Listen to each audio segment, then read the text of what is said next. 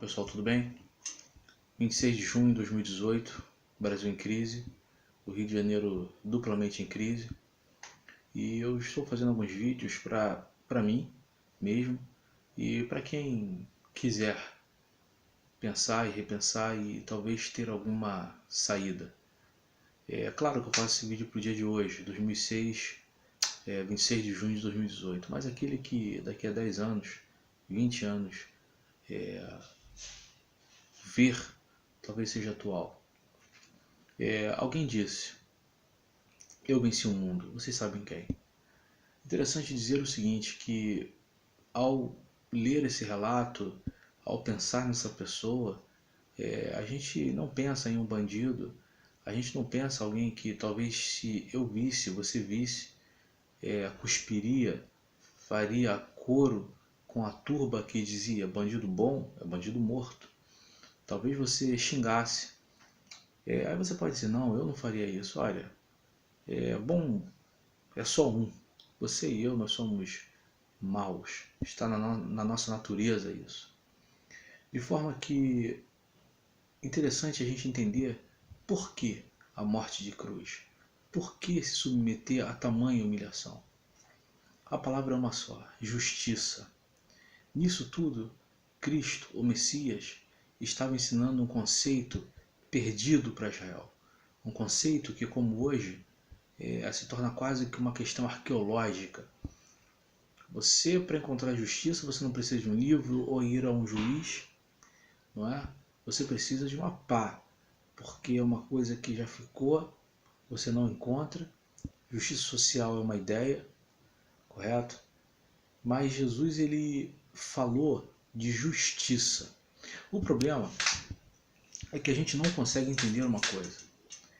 Por que o nosso senso de justiça é tão frágil? Eu vou abrir um parênteses aqui para dizer uma coisa. Falar de pecado, falar de erro, falar talvez até da palavra lei, para aqueles que se dizem crentes, pios, é quase que uma afronta, quase que é um assunto extremamente polêmico, discutível, é um pega para capar. Mas o problema consiste e aumenta e se avulta porque está escrito que o Espírito que convence o homem da justiça, do juízo e do pecado. Ora, como é que você vai falar de justiça sem lei? Como é que você vai falar de juízo sem a informação das precações?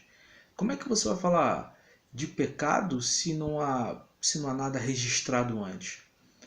E aí você vai entender o seguinte, que por mais que eu bata pé, sim, a pregação de Jesus acompanhou a pregação de João Batista, que falava de arrependimento. Arrependimento. E me arrependi de quê? Me arrepender, ele falava do que os meus pais fizeram, ou seja, o pecado da nação e o pecado particular, das condutas erradas. E por incrível que possa parecer, existem assuntos espirituais que você não entende o positivo. Você só entende o positivo pelo negativo. Correto? É como se eu estivesse falando de amor ou de sabor, mas mostrando o fel. O fel aponta para o doce, não é?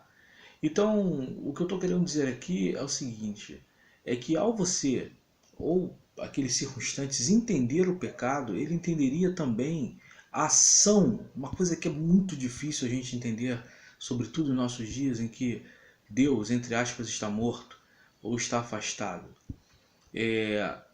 A ação de Deus no dia a dia, a ação de Deus aqui, se eu estou falando de pecado, prejudicando.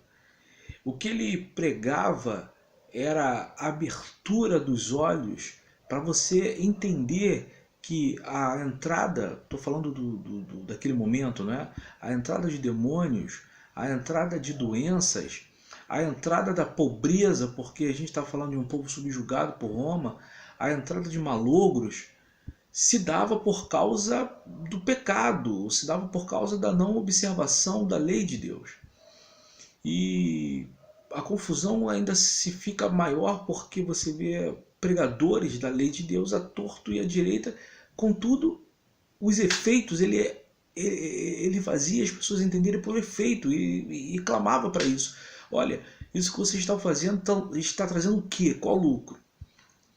E no momento em que você percebia que algo estava estranho, isso naturalmente te levava a você entender que havia águas um tanto quanto mais diferentes, águas diferentes do que somente aquelas que eles estavam acostumados a beber. Águas naturalmente metafóricas. Eu estou falando aqui claramente da influência do mundo espiritual na Terra. E aí o que é deduzido disso é algo simples, mas muito difícil de ser explicado, porque não se compreende pelos ouvidos carnais, pelos olhos carnais, não se aprende pelo tato, mas sim pelo Espírito, pelo novo nascimento do Espírito. Palavras tão ditas, mas tão pouco deglutíveis. E aí a justiça de Deus, ela se faz presente na morte e ressurreição porque ele consegue trazer para o mundo um exemplo claro do avesso do pecado. Ele está dizendo se o pecado abunda, se o pecado está acontecendo e as consequências dele são nefastas, as consequências permitidas por Deus, existe sim o mesmo correlativo para cima. Existe como você jogar para cima, existe como você se colocar, fiar a sua vida em algo divino e algo estranho até as relações humanas, mas por mais que seja estranho no sentido de que você não conheça, não pratique, é algo sólido, é algo real. E aí ele morre, o Filho do Homem morre, aquele tipo de morte vexametória, com muito vexame, e ressuscita. E o que fica para nós hoje? Somente um arcabouço teológico? Somente uma história que você vai chorar na Páscoa, talvez como eu, ir a uma cantata e se emocionar? Não, porque no dia a dia, na segunda-feira, na terça-feira, no dia em que talvez você esteja estremecido pensando que é o caminhão da Light que está chegando, ou o cara da SEDAI que está batendo na porta, fica com medo até de pegar o telefone e ver qual o recado que vai ter. Nesses dias terríveis e sombrios, dias de que você tem que fugir de blitz, não porque você é bandido, mas porque você não teve dinheiro para pagar o IPVA, nesses dias é preciso entender que a justiça, que por mais que esteja escassa aqui na Terra, existe uma justiça divina que não falha. Não falha. É real e não falha. Ah, Alessandro, mas como que ela se manifesta? Eu costumo falar que Deus olha os homens, está escrito claramente que Deus olha os homens e os olhos do Senhor andam da terra. Como que ela se manifesta? Primeiro pela oração. Nós não podemos perder o hábito da oração. Nós não podemos perder o hábito de orar várias vezes por dia. Segundo, por causa da ação. A oração é aquilo que vai nos direcionar a fazer. E se nós nos propusermos e a gente descer e nos colocarmos diante das potentes mãos do Senhor, Ele certamente irá nos proteger e nós veremos aquilo que Salomão falou que é o maior prazer do homem, que é o resultado. A gente comerá da obra das nossas mãos. E nisso se faz a justiça divina.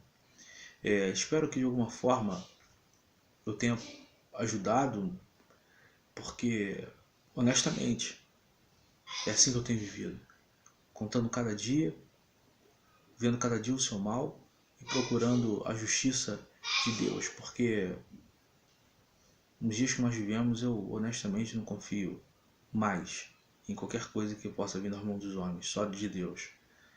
E se você está assim, que isso possa de alguma forma te aliviar e que logo após o alívio você encontre nas asas do Senhor guarida. Amém e amém.